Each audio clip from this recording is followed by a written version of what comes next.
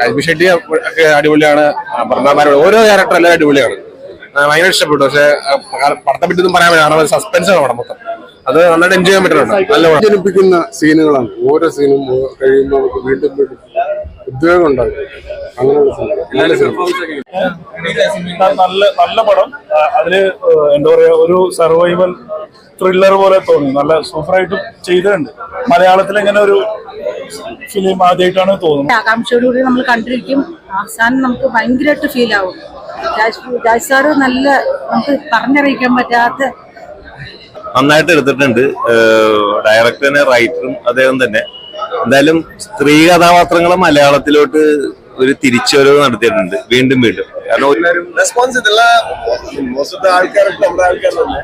so ഇവിടുത്തെ response നമുക്ക് serious ആയിട്ട് എടുക്കാൻ